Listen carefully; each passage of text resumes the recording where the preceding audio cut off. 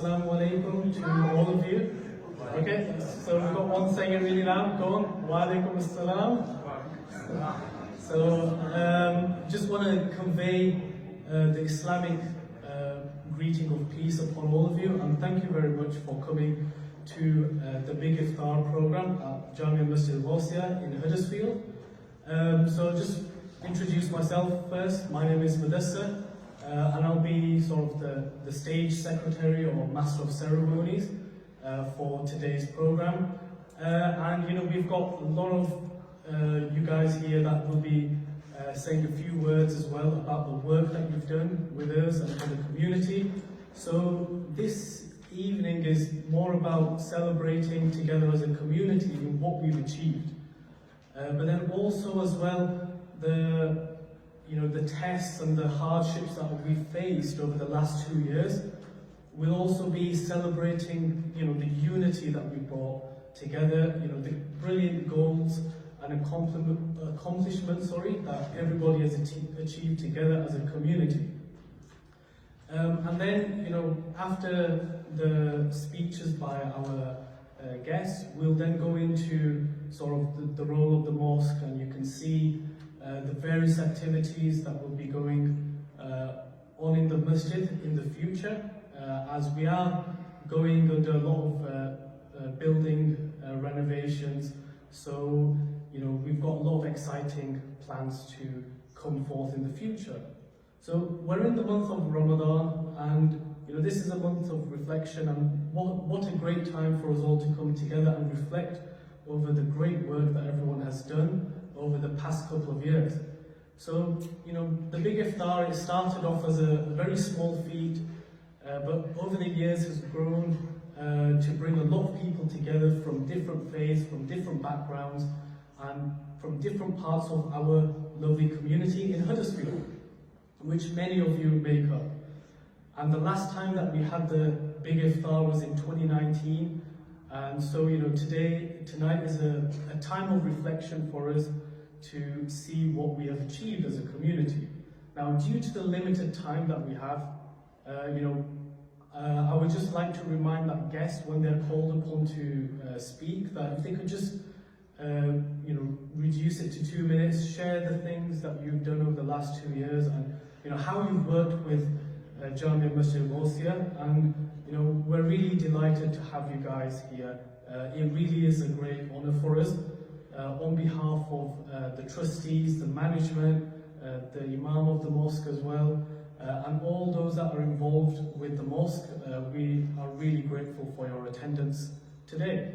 So I'd like to start off by inviting the leader of the council to come and say a few words about how the council has helped our mosque and other mosques in the borough during the pandemic. So I'd like to call upon Councillor Shabir Pandor of Batley West Ward.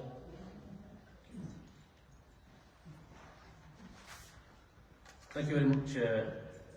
My speech has gone out the window in 2 minutes. I had about an hour. Talk for about an hour and then build your hunger up. And then I'm fasting anyway, so I need more. Anyway, Assalamu alaikum wa rahmatullahi wa barakatuh. Good evening, everybody. Last time I was here was just before the pandemic. Wow, 2 years have flown past, and how things have changed. I don't want to talk too much, but a few things I just want to mention that as a council, we are committed to working with all faiths, and especially the Muslim faith. And very recently we passed we actually took a motion to full council. Islamophobia, the all-party parliamentary motion. All parties signed it except for one. I won't tell you which party didn't sign it, that was too political. And at the same time we took a joint motion with all parties behind it on anti-Semitism, the International Holocaust Remembrance Alliance motion. Also we relaunched our inclusion and diversity strategy, which was building on the work that we did previously. And some of the things that we celebrated in there and talked about was we are a borough where we welcome asylum seekers and refugees. We've also developed a recruitment selection process, which is actually blind recruitment, so people from diverse backgrounds can actually apply. And we also know that discrimination is there, and as Muslims we know that, we see every day. I was just talking to one of my colleagues just a few minutes ago, and what she told me, I was shocked that just not so far from here, there are people who actually discriminate and call people racist names just over parking their cars. So there are some big issues in our community. But I just want to focus on Ramadan because 2 minutes is not long time.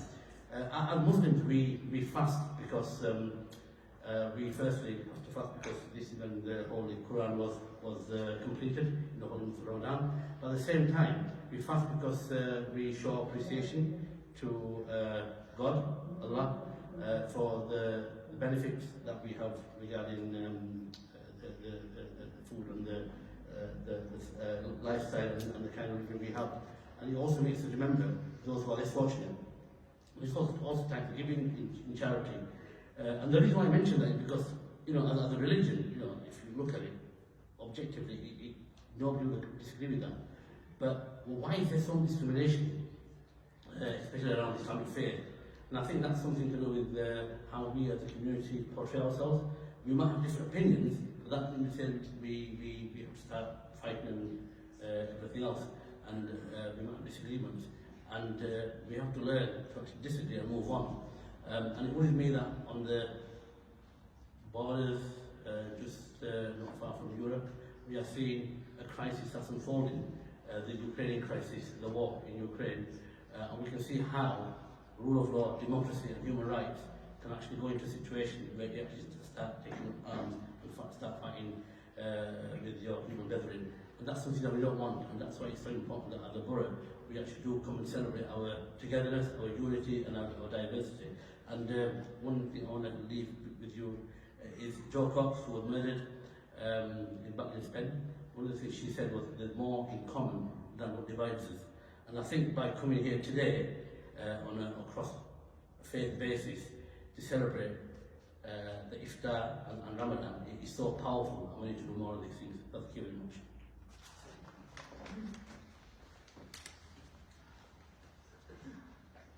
Thank you very much, Councillor Shabir. So, mentioning Jo Cox as well, who was a real advocate for community togetherness.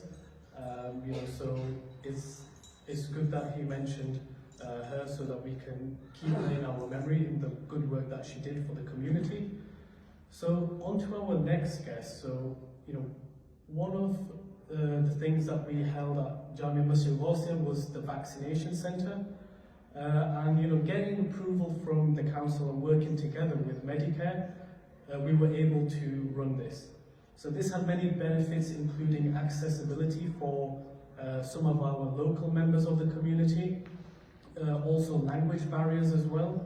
And one of the vaccine clinics was for women only, which was a first in Kirklees. So we have Fahad and Sylvia here to represent their team. So I'd like to ask one of them, so Fahad or Sylvia, to come up to share a few words.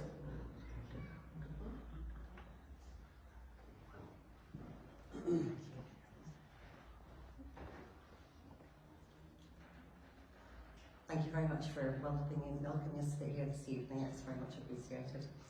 So I represent a small team in Hunley, and our journey started on our relationship with the mosque when we were honoured to have the Imam in Hunley to talk to us about his community and how we could work together. Do you remember?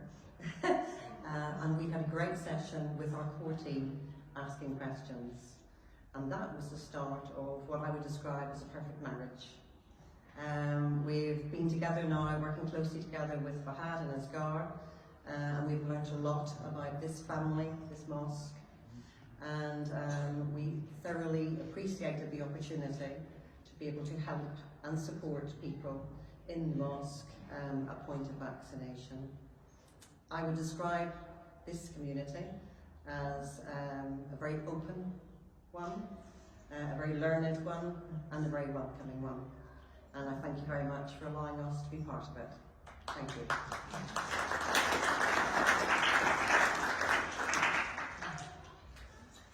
Thank you very much, Sylvia. So the Big Iftar actually started a few years ago with a local care community known as Masoom Care. And over the years they've done a lot of work for our community in providing care support to those that need it. So this event is in collaboration with Masoom Care themselves, who've done wonderful work in the community. So I'd like to call on Abbas to say a few words.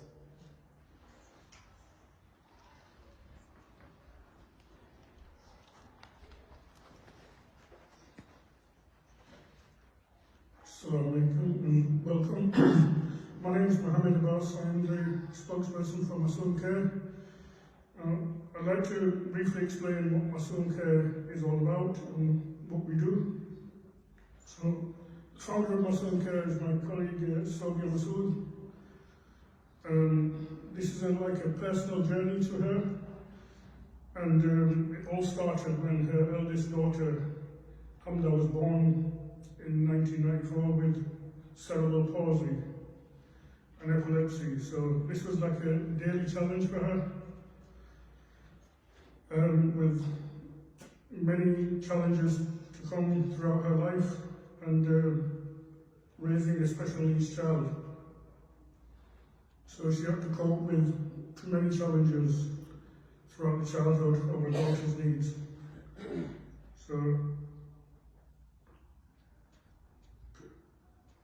one of the things that she's mentioned was that people looked differently at her when she used to walk about, when she used to go out with her child. People used to stare at her, people used to look at her differently, and think differently, offering their own opinions. And there were many that offered support, there were many that offered positive support, but a lot of them made comments and opinions of their own, such as, why is the child disabled? Now, as a person who's disabled myself, I got in touch with one of my friends, introduced me to Sobia and the team, and I was more than happy to join as a disabled person, and also I used to work for the council at the time.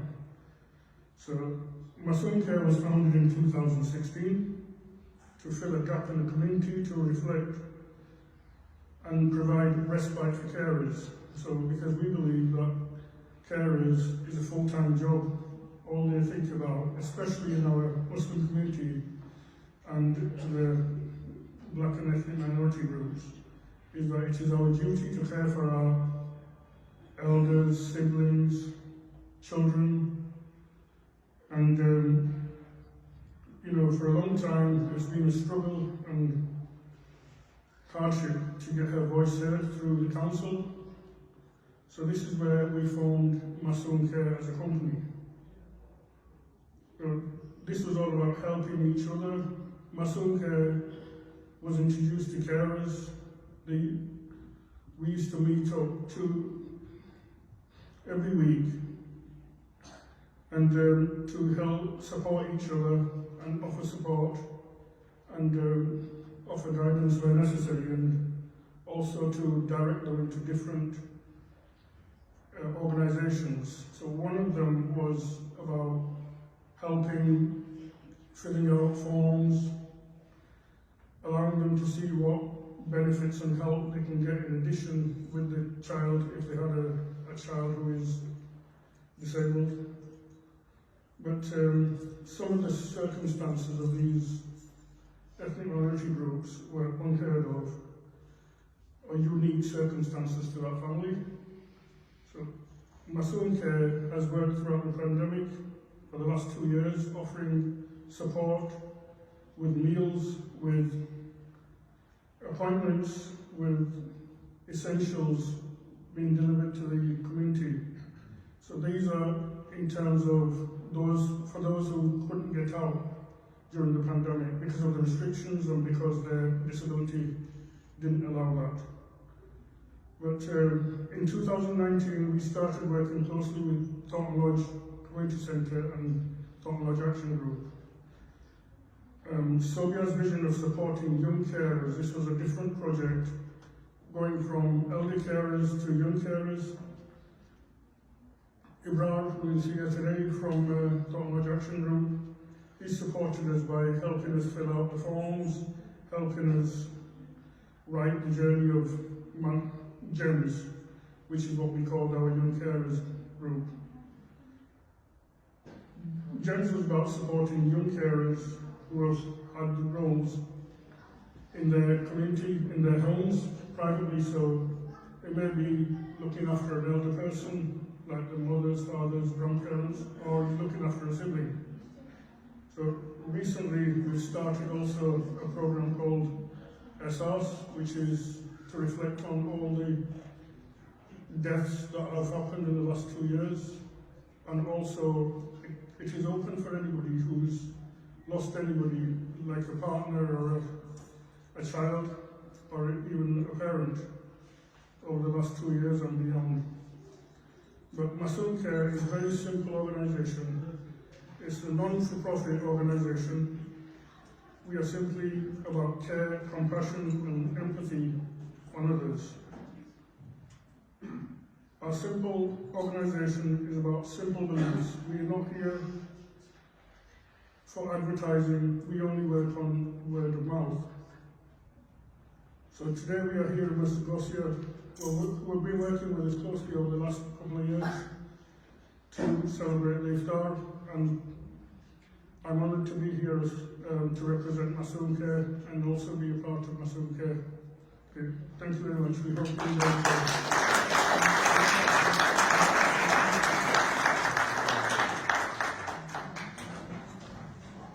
Thank you very much, Abbas.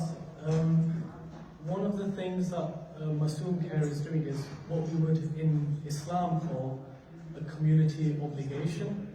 When there are shortages in certain aspects, so for example, every community needs a doctor. So if the community doesn't have a doctor, it's an obligation upon the community to produce someone to become a doctor.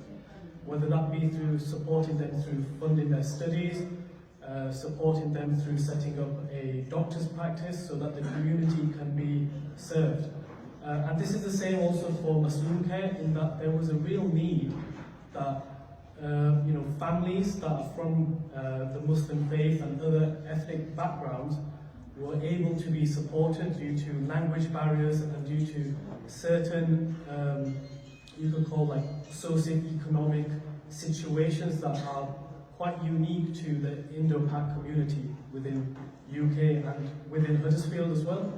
So that's an excellent example of a community obligation by Masoom Care.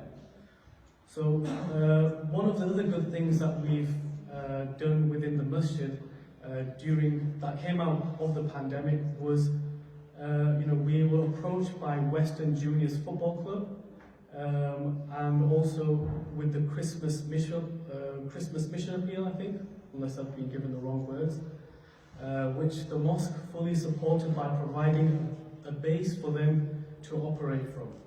Okay, so this led on to another community-based project being run with the children from the local school that we have, so the local supplementary school, which was an 8-week drugs and knife crime workshop. So I'd like to invite Darren to come and share a few words about his experience on this program. So, thank you. Good evening. I must say, when you're working with the children, it's much easier to stand in front of them and talk to them. It's quite scary standing here now. So I hope everybody's well. Thank the mosque leaders for inviting me down today, and Sean. It's good to see other community leaders here, Bridget and Andy. So they're partners with Trills, with third sector leaders, Cohesion, West End Football Club, and now the mosque. So we really appreciated the mosque support. When you think about it, we were raising money for Christmas presents. So that was really generous of the mosque to allow us to use this space, and we raised over 11,000 people, £11,000 for the local community. Then we moved on to come, and I was invited back to work with the young people. Now, Trills is about reducing violence in society. So when you think about society at the moment, there's too many violent things going on, affecting all communities. And to be able to come in here and speak to the young people was absolutely fantastic. The young people were welcoming, they were fun, they were happy and they were engaging, and I really appreciated the time. Thank you very much.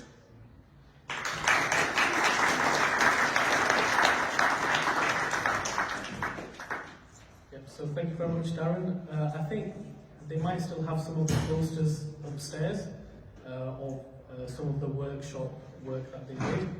So moving on to the next person, so one of the principles of the mosque itself is, as a community we want to convey our best as possible, true face of Islam, and this is what we've done through holding various workshops, social media engagements, and then also hosting this event tonight as well. So our next guest, Becky, who's from Netherton Infant School, arranged visits to the mosque as part of their RE syllabus so that they can learn a bit more about the Islamic faith. And I would like to call upon Becky to come up to share her experience and feedback from the children that visited the mosque.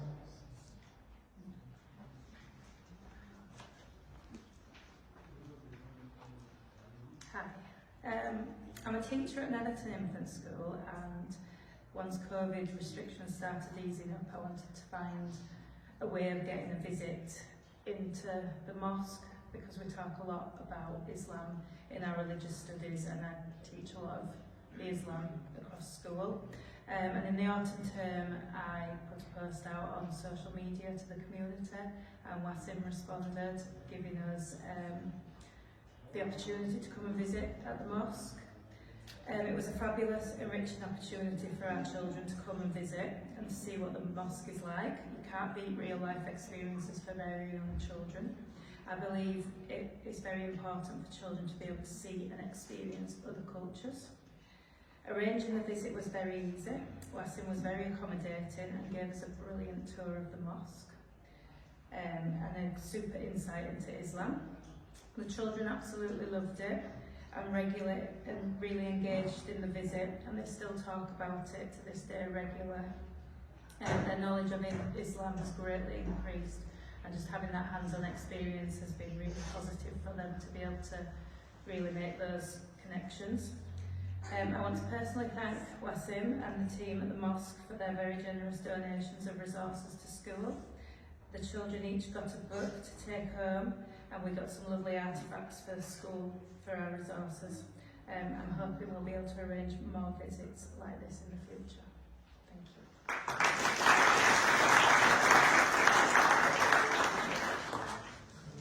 Thank you very much, Becky. So another organisation we've worked very closely with during the pandemic is the Jubilee Center, which is just off of Chapel Hill. And with them we've been able to support them with the occasional meal drop-offs as well to the staff that are working over there during the vaccination program. But then they've also supported us as well by providing us with various medical workshops. So I'd like to invite someone from the Jubilee Center. Okay, so I've been told that they're not here, but it's worth a mention. Okay, so similarly to our friends from the Jubilee Center, we have also worked in collaboration with Thornton Lodge Action Group, also known as TAG, especially around getting the message out for the vaccination program and various medical programs that we've held at Masjid Ghausia. So I would like to call upon Faisal or Ibrar, or they can both come up to share a few words.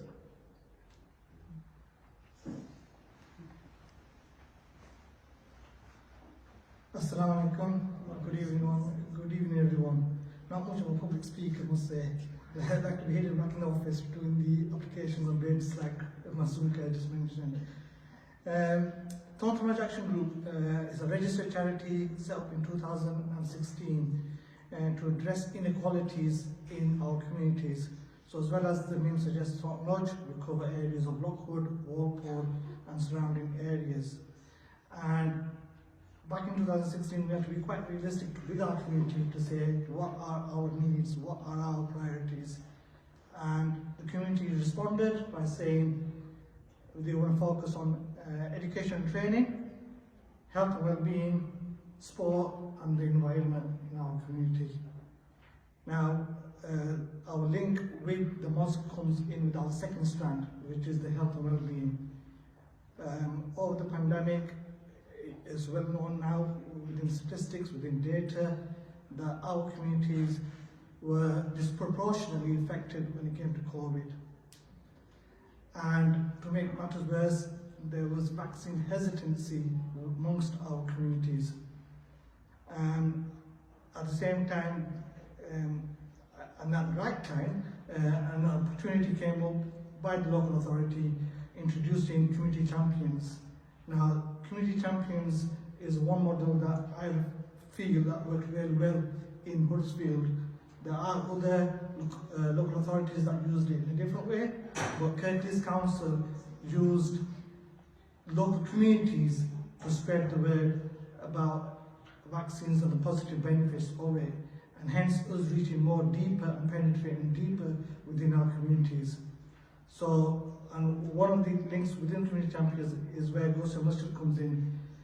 They've got a very good congregation, Friday congregation, attracts lots of people here. And we're using our community champions who are based and live within the community, who are able to address concerns that the communities had. So that's where our link came in, and no doubt going forward through Faisal's connections, we're going to keep this relationship going. Just on a second note, it was only last year we were being awarded the status of a community anchor. So the community anchor allows us to go a bit more deeper in terms of supporting other community groups. So some groups that we mentioned today so far has been Masoom Care. So Masoom Care has won some award-winning projects. So ISA's a bereavement project, James was another project, Pakistani Association, I don't know if they're here today, they've got a couple of projects that they're delivering within our communities. So going forward through the Anchor project, we're here to support small community groups in our ward to flourish, to grow and expand. And I want to hand over to Faisal. Yeah, so I think Ibrahim said most of the things I'm going to say, but I was trying to say working closely with Wasim in the community. Me and Wasim, we know the community because we've lived here, born here, so we understand all the cultural needs, religious needs, and also the academical side as well. Both going to the same school as Moran High School and moving on to college and to university. So it's great that we're able to work in different areas. Me predominantly being in Frontal Lodge and Wasim being in Lockwood. And again, where Ibrahim touched on the Anchor project, it's all about working together. And this must be the second year now working closely with Kirklees. It's certainly opened my eyes up now, understanding what Kirklees is all about, regardless of what my experience has been in the past, what I've heard. But you know, it's just been great, and we do get the support from Kirklees when it's required. And I think making them bridges together and working together in all organisations that have just been mentioned, I think we can make Huddersfield a better place to live. Thank you.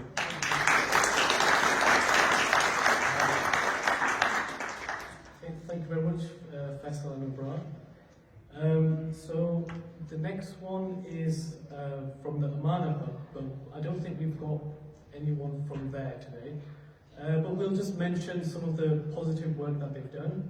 So Amana Hub was set up with the aim to help people who've got negative mental health effects, especially due to the pandemic, you know, being in isolation, being cut off from loved ones as well.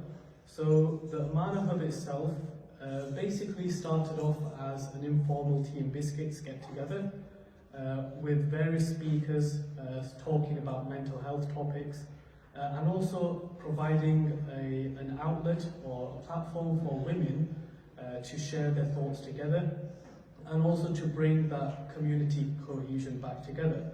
And one of the anchors of this Amana Hub was Sonia Ali, who is unfortunately not able to make it, but it's worth mentioning you know, the good work that they have done. So the next person we'd like to invite has been very helpful and a constant support to the mosque, especially through the pandemic, through providing PPE and advice on government guidelines. So I'd like to invite Andy Halliwell to share his experience of engagements with the mosque.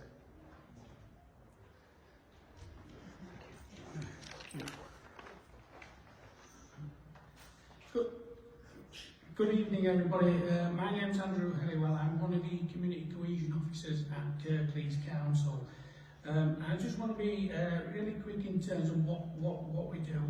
The cohesion team is very much about bringing people together in the community, breaking down barriers between people of different faiths, different cultures, you know, and creating a sense of shared belonging as well within our communities. There's 9 of us in the team, including my line manager, and we work across the Batley, Dewsbury and Huddersfield areas. So during the pandemic, is that a bit better? During the pandemic, we worked out in the community with local mosques, and we provided a lot of PPE, which was personal protective equipment. And we gave this out in Huddersfield to over 80 faith organisations and equivalent in the north of Kirklees as well.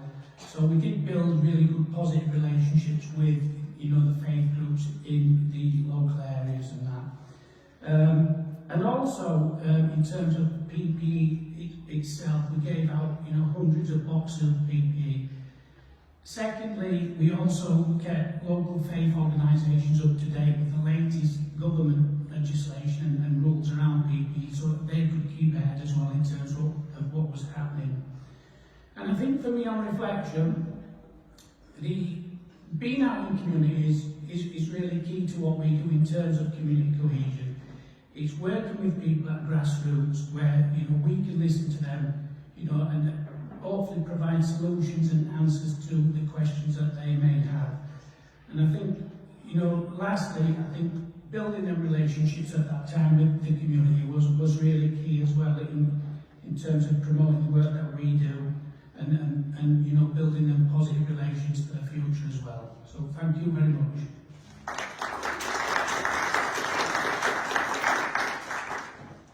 Thank you very much, Andy. So the next guest, they were unfortunate to able to make it.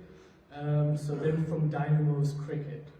So this was a collaboration with the mosque in creating sort of a community cricket hub for the youths as well, and also training up some members of the congregation to become cricket coaches for the community. So this involved a cricket coaching course, which was an 8-week program, so which involved safeguarding as well with children, and we had children between the ages of 8 to 12, you know, learning various skills about cricket, basically, how to catch a ball and how to throw it at the wicket, I assume. But we're hoping to relaunch the course again later this year, and you know, hopefully in the future the downstairs part of the mosque will become a vibrant youth centre as well, a multi-purpose centre as well for the mosque and for the community, and yeah, I'm not sure about the kids these days, if they support England or if they support Pakistan, but you know, I'm still a Pakistan fan. So, you know, thank you very much to Dynamo's Cricket, Yorkshire County Cricket Club and the ECB for holding this programme. Now our final guest, last but not least, is Jamshed Shahid, who works on behalf of the Sufa Foundation charity. So this is a charity that is chaired by our head Imam, Sheikh Umar Hayat, and the congregation actively supports the various projects run by Sufa Foundation. And their latest project this year was to provide food packs and clothing for families less fortunate in Tanzania. So I'd like to invite Jamshed to share a few words about this project.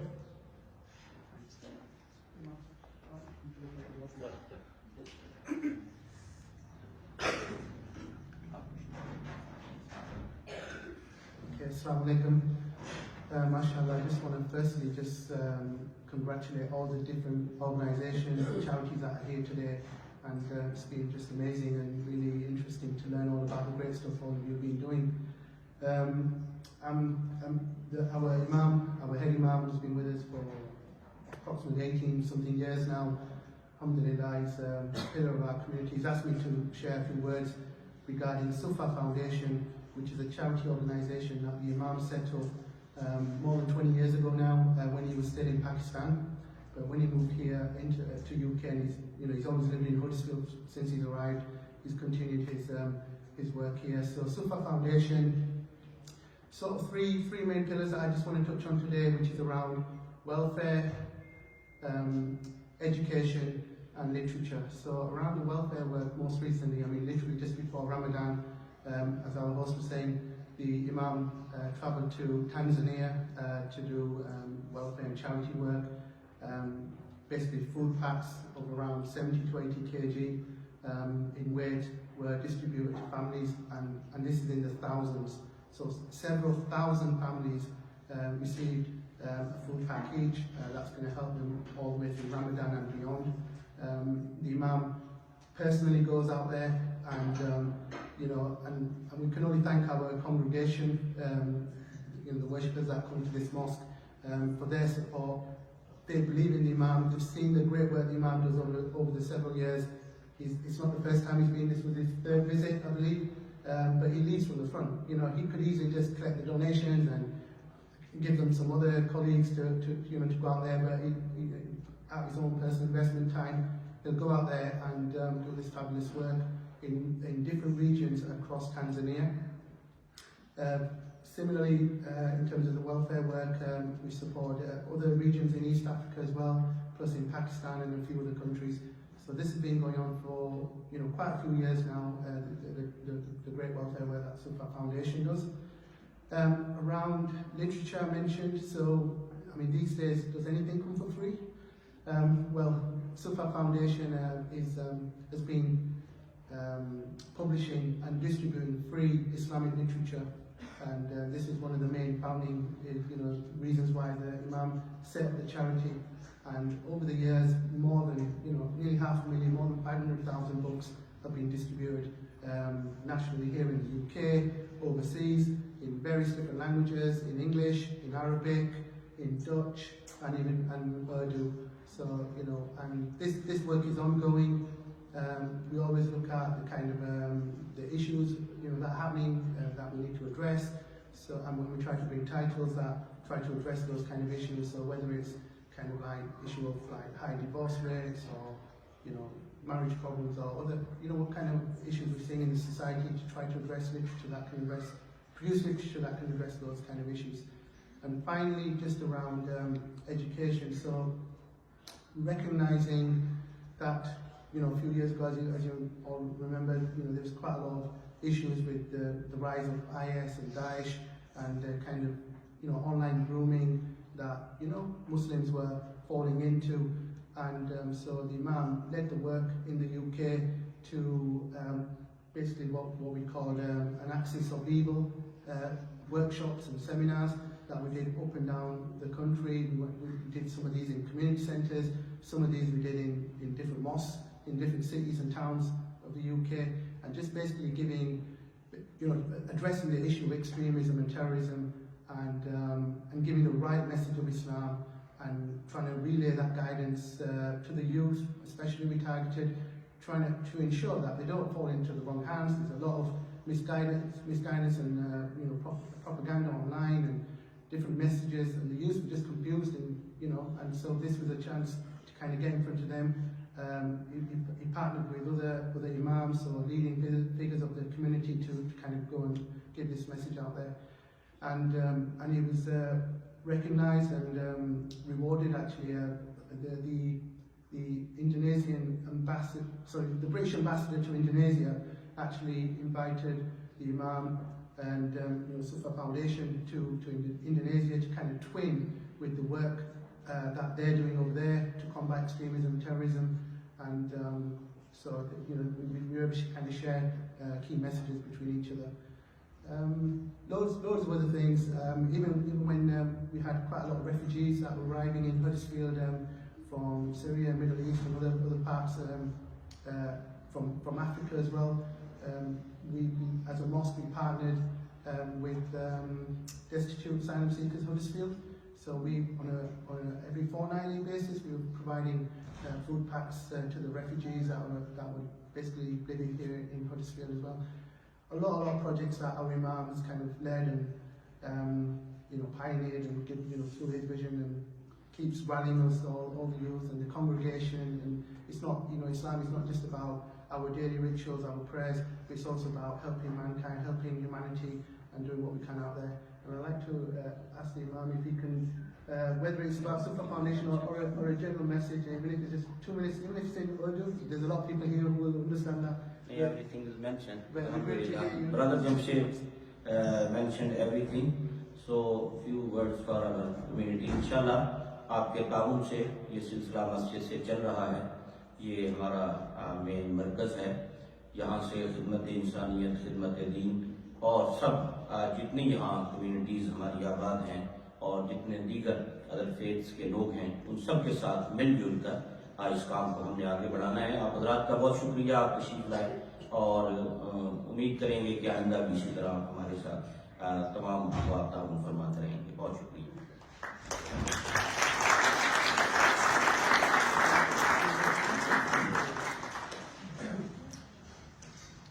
Thank you very much, Sheikh Umar Hayat and Jamshed. So, bringing us to the end of my speaking. So, I've had a lot of fun standing up here and speaking. So, I'd like to thank everyone for sharing their thoughts and their experiences. And it was beneficial for all of us to hear the excellent work that's going on within the community. And what we're going to do, I think we're going to have the mosque tour. Yeah, okay, so if you want to have a tour, you can have a tour. If you're just eagerly awaiting food, that's fine as well.